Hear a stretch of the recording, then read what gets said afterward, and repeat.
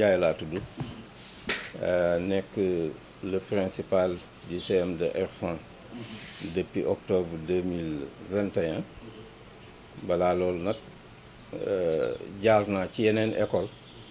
J'ai commencé ma carrière au lycée Aoun Sané de Bignona, def fa 17 ans avant de devenir le principal d'un CM qu'on appelle CM de Médiec, qui est dans l'arrondissement de Sindian, dans le département de Bignona. C'est en octobre 2018 laa jógee ci CM boobu ñu affecté mon croisement Ngoundiane, officiellement appelé CM de Sewoxaay. Donc voilà nekk ba octobre 2021 ci laa ñëw ci gagné le poste de principal de CM de R100. En gros voilà monsieur Ndiaye. Ka ñu tuddee ko CM R100 defe naa parce que dafa nekk tout simplement ci quartier bi ñu tuddee R100. Donc comme d'habitude les CM dañuy porter le nom de la localité qui les abrite. Donc ça se passe comme ça, sauf cas yi nga xam ne ministère sous la demande des populations, ministère day jël décision tuddee CM bi une personnalité comme CM Sampaté Amadou Sampaté je crois ak yu mel noonu ak Mamadou Diaw yooyu. Ça c'est l'État, c'est la population qui demande et l'État officialise le nom de l'établissement. Tel n'est pas encore le cas pour le CM de R100. Xëj na dans quelques années le CM va porter le nom de Ousseynou Ndione, écrivain. Donc pourquoi pas. 101 la mais du R100 ci këyit yi CM de R100 rek moo ci nekk. D'ailleurs ça nous a beaucoup porté préjudice ci budget de l'établissement parce que au niveau du ministère bu ñu déggee CM de R100 te R102 am déjà ñoom pour ñoom benn R100 rek moo am. Or dafa am ñaari établissement différents. Principal du CM de R100. Parce que boo seetee sur le plan effectif y a pas grand changement parce que daaw on avait un effectif de près de 750 élèves à peu près. Actuellement au moment où je vous parle nous sommes à 619. Les listes ne sont pas encore stabilisées parce qu'il y a des allées et des venues. Am na ñuy dem am na ñuy dikk. Donc pour le moment on n'a pas encore stabilisé les listes mais bi ñuy defee la dernière situation on était à 619 élèves. CM de R100 mu ngi exister mais comme ni ngeen ko constaté nous sommes sous abri provisoire dans la case des tout petits. Ñu bari sax xamuñu ne le CM de R100 existe ici. La preuve man quand on m'a affecté ici bi ma nee cëpp garage taximan bi ma ne ko CM de R100 laa jëm mu ne ma CM de R100 ñun de CM de R100 2 lañ xam ma ne ko non man CM de R100 laa jëm mu ne ma non ma ne ko dañ ma ne mu ngi ci ginnaaw champ de course bi mu ne ma foofu CM nekku fa case des tout petits moo fa nekk mais CM nekku fa. Malheureusement telle est la situation que nous vivons depuis octobre 2017. CM bi mu ngi ci sous abri provisoire. Un financement existe et disponible pour ñu tabax CM mais terrain bu ñu ko tabax mooy problème. Donc champ de course bi lañ prévoiroon benn poche pour mën faa tabax le CM mais malheureusement les gens des courses s'y opposent. Et jusqu'à présent on se bat pour avoir un terrain pour construire le CM. Par rapport à daaw quand je venais d'arriver donc année scolaire 2021-2022 on nous avait envoyé 203 élèves en 6e qui viennent des établissements élémentaires des environs. Mais cette année on nous a envoyé 176 élèves. Donc c'est approximativement peut-être à 30 élèves de différence. Moo fa nekk. Mais nous avons reçu cette année 176 élèves. Et je souligne que nous n'avons que 2 salles de classe. Fi ñu nekk nii 2 salles lañ ñu fi abal. Waaw ak benn salle bu ñu abal à l'école élémentaire Kabassal. Loolu daal mooy le CM de R100. Ak ñaari bureau yu ñu fi abal aussi. Voilà le CM de R100. Un technicien. Mais il y avait trop de difficultés parce que 2 salles de classe et je ne l'ai pas dit tout à l'heure, nous avons 7 classes pédagogiques, 2 6e 2 cinquièmes, 2 quatrièmes et une troisième pour 3 salles de classe. Vous voyez la difficulté. Donc nous vivons vraiment beaucoup de difficultés la ñuy jàngale. Xawma peut-être am bu ngeen fi dellu si woon par exemple au mois de novembre ou au mois de décembre, moi je vous invite à revenir ngeen gis sunu élèves yi comment ils travaillent. C'est-à-dire c'est extraordinaire. Résultats yi ñu am sax daf maa jaaxal man personnellement daf maa jaaxal parce que conditions yi ñuy jàngale, conditions yi élèves yi nekkee vraiment ku ci mën a def ay résultats yu mel ni yi ñu def man daf ma jaaxal ba tey. Mais nag c'est le corps professoral et le personnel administratif qui est méritant dans tout ça, parce que vraiment jàmbaar lañ, malgré les conditions difficiles, les gens se battent pour vraiment obtenir de très bons résultats. Dara changé wul par rapport ak situation.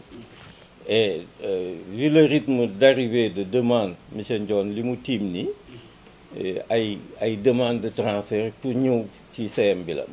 Loolu aussi bokk na ci li ma marqué, peut-être résultats yi moo koy expliquer.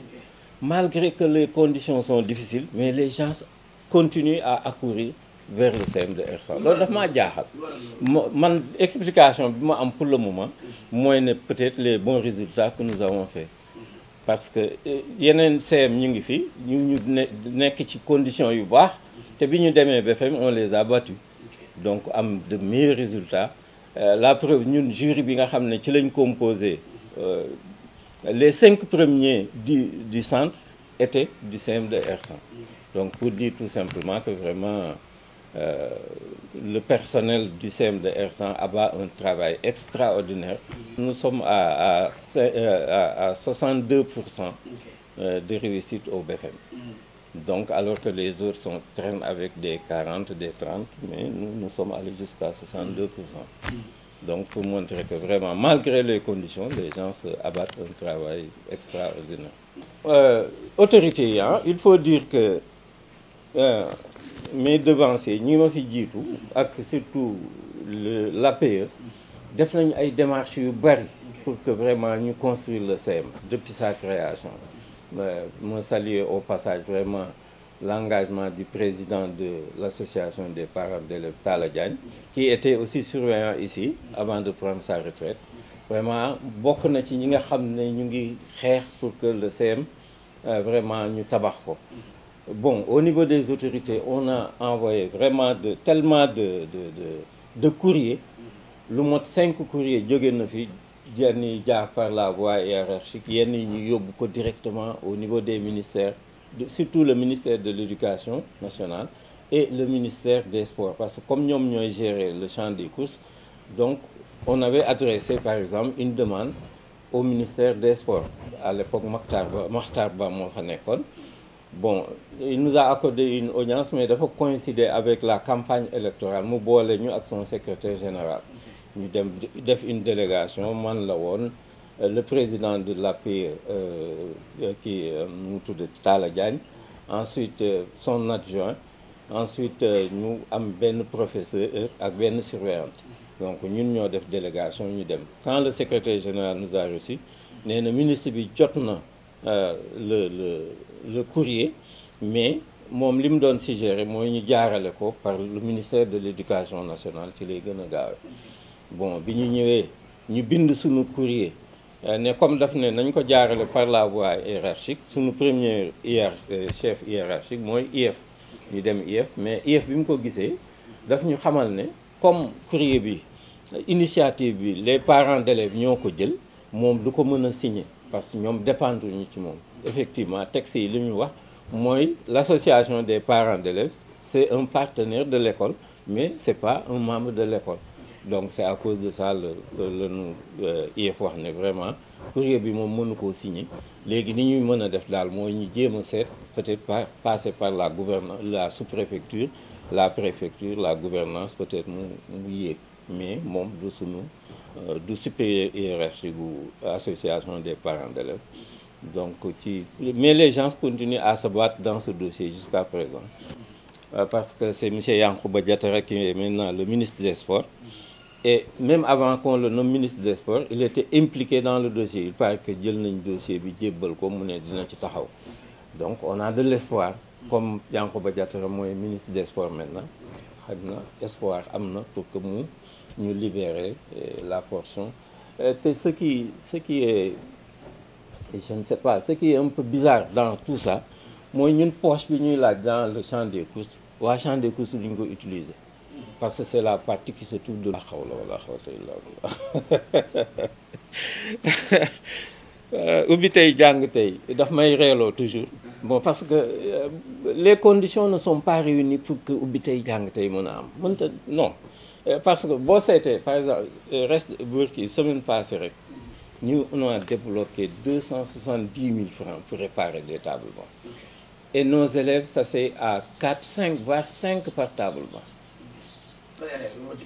par table banc xam nga table banc pour 2 élèves la mais ñun dañuy dem bay am 5 par table banc ci même classe parce que par exemple l'année dernière nos classes de 6e tournaient autour de 102 élèves par classe 102 élèves yow amuloo salle donc tu es obligé de les entasser dans ce dont tu disposes et que vraiment moo tax ma bëggoon comme tu m'as promis j'ai espoir que di ngeen fi dellu soit su sunu élèves yi commencé jàng ngeen ñëw fi en plein cours vous verrez la situation dans laquelle nous travaillons c'est presque intenable salle 3 bi dañu mujj obligé dafa ay ventilo parce que xale yi dañoo dem ba noyyi sax ça pose problème ndax xat na tàng na donc on était obligé de mettre des ventilos. École yi il faut dire que je ne sais pas xawma lan mooy problème bi mais il paraît qu'il y avait même un jardin d'enfants bu nekk Mayoro Fall Mayoro Fall joxoon nañu fa benn salle de classe mais les parents d'élèves laa wax ci boppam ñoo opposé wu pour que CM bi du occuper classe boobu donc beneen bi mooy les écoles élémentaires alentour par exemple Kaba Sall daal moo ñu cédé benn salle de classe la ñu Kaba Sall abal ñu jël suñuy tablement def fa bon xam ngeen ne cette classe pédagogique xëjul ci 3 salles de classe donc ni on sait cette année man ma confectionné emploi du temps avec beaucoup de difficultés mais je suis parvenu quand même à loger les 7 classes pédagogiques dans les 3 salles plus benn salle boo xam ne bi dañu dem négocier ak le directeur de Kaba Sall pour mu di ñu ko abal les lundis après-midi mercredi après-midi vendredi après-midi et samedi matin et après-midi donc daal lañ ci mën a génne parce que Demba Jaxate à côté mënoon nañu fa abal benn salle te jege nañu te seen élève bu lañ leen di orienté fii mais l'année dernière man ak le surveillant général ñoo def délégation dem gis le directeur ne ko vraiment nous avons des difficultés amuñu salle na fexe mu abal ñu salle mu ne way je vais discuter avec mes adjoints léegi après dinaa leen woo na ngeen fi bàyyi seen numéro téléphone ba fii may wax ak yow woowaatuñu donc ci difficulté yooyu daal lañ nekk ça waaye li ñu mën a xaar ci moom daal mooy ministre de l'éducation nationale xam ne le CM de R100 am na problème bu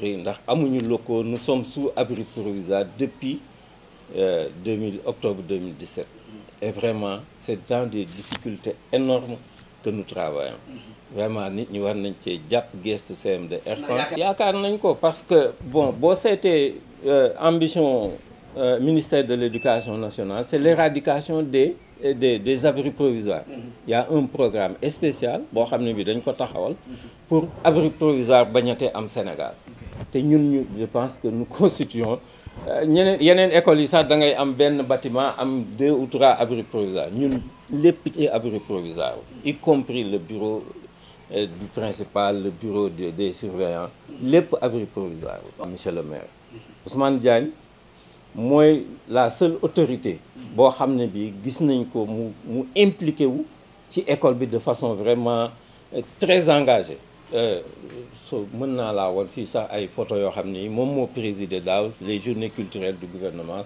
scolaire pour montrer seulement que ne moom dafa engagé wu et le dossier vraiment daf cee dugal loxoom bu baax a baax a baax. Par exemple moom ce matin rek la engagé benn gardien pour l'école ce matin rek te auparavant il a fait des démarches pour que ñu jot terrain bi engagé wu na ci xaw ma ndax nit ñi déggoon nañ ko wala déet mais am na fi benn audience avec le président de la République mais moom nee na nit ñu bari dañu foog ne dafa doon transhumé yi y compris monsieur Ndione mi di leen tooñ mais moom nee na li ko gënoon a yëkkati mooy le CM de R100 mu dem waxtaan ci ak président de la République nee na wax na ko wax na ko ne dina ci taxaw ñu ngi xaar ba tey mais vraiment monsieur Ousmane Diagne maître Ousmane Diagne mention spéciale taxaw na CM de R100 taxaw bu rafet ci maanaam mu ngi xeex pour que ñu tabax CM bi loolu benn la beneen bi moom la ñu parrainé woon les journées culturelles du CM de R100 vraiment mu du ma tudd somme bi mu fi joxe waaw mu joxe somme bu am solo boo xam ne bi ba noppi moom ci boppam mu ñëw personnellement présider présider cérémonie bi donc vraiment te chaque fois dafay jaar de temps en temps et chaque fois bu fi jaaree li muy wax mooy école bi sama école la parce que sama quartier la nekk. Il a promis de nous aider sur ce plan là sur le plan des tables bancs il a promis bon am nañ ci yaakaar itam te yaakaar naa ne vraiment nitu kuy sàmm kàddoom la te vraiment engagé wu na pour dimbale CM bi même sur le plan des tables bancs. Je pense qu'il me reste tout juste 2 ans pour ma dem retraite. Monsieur Ndione moom c'est un fonctionnaire moom itam c'est-à-dire bu ñu jàpp ne ñun man monsieur Ndione ak professeurs yi ñun ñoo moom école CM de R100 déedéet parents d'élèves yi ñoo ko am ñun ñii léegi ñu affecté ñenn ñi léegi man ma jël retraite keneen ñëw donc école bi du école principale bi du école surveillant yi du école professeurs yi mais c'est l'école de la communauté et vraiment que la communauté doit s'engager surtout le CM de R100 difficulté yi nga xam ne mu ngi koy dund vraiment population bi war nañ leen cee sentir te vraiment pour dire la vérité jusque là dañoo sentiragul la population de R100 ci xeex bi nga xam ne moom lañ war a xeex pour que ñu construire le CM de R100 donc premier appel bi ma leen di lancer vraiment ñu jóg taxaw takku pour que vraiment ñu tabaxal CM de R100 ñu tabaxal ko ay bâtiments dignes de ce nom pour que vraiment liggéey bi gën a mën a jëm kanam beneen bi moo di ci wàllu inscription yi école bi li koy doxal mooy les inscriptions mais dañuy sentir ne vraiment inscription yi day tardé lu bari ñenn ñi sax bu ma la mënoon naa la génne la liste des élèves qui n'étaient pas inscrits l'année dernière mais da ngay yéemu parce que boo demee ba presque sur un effectif de 570 une centaine d'élèves n'est pas inscrit ah loolu day na waar alors ah bañ a indi jafe-jafe parce que lépp lu ñuy def ci école bi ci xaalis boobu lañ koy defee blouse yi xale yi di sol ci lañ koy jënd encre bi kii photocopieuse bi man ñun ñoo ko jënd daaw te ci xaalisu inscription bi lañ ko jëndee école fi mu toll nii c'est-à-dire développement technologique fi mu toll nii école mënta fonctionner sans un certain matériel informatique et de reprographie mënta ñàkk donc te loolu yëpp encre bi ci te beneen bi ma waxul mooy école bi ba mu exister ba ren ji daaw lay soog a am budget de fonctionnement xam nga dañ bon peut-être je ne sais pas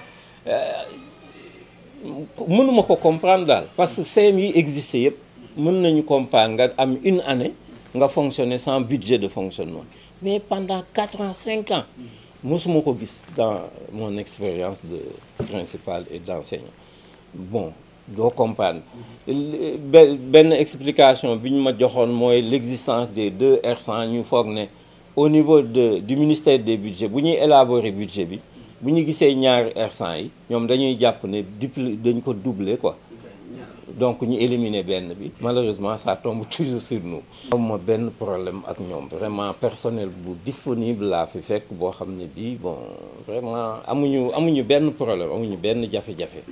amuñu benn jafe-jafe prof yi dañuy def seen cours comme il le faut surveillants yi ñoom itam ñu ngi def seen liggéey comme il le faut vraiment amuñu benn jafe-jafe ñun daal suñu jafe-jafe mooy amuñu école.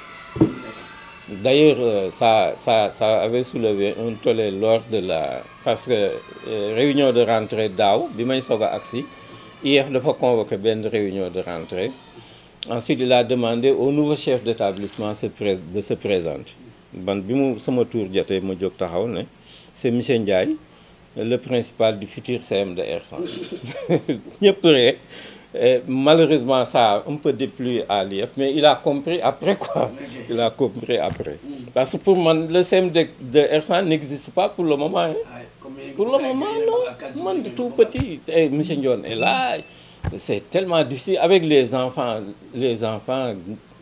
pour les nerfs, par exemple, récréation, ils font le tour de l'établissement. Fait que nous profitons, nous disons, donc vraiment CM de R100 daal mooy loolu mooy vraiment nous sommes dans des difficultés terribles extraordinaires te autorités yi war nañ cee jàpp population bi war nañ cee jàpp. Voilà monsieur Ndione, donc merci et félicitations pour cet acte là vraiment ñu ngi gërëm les deux organes.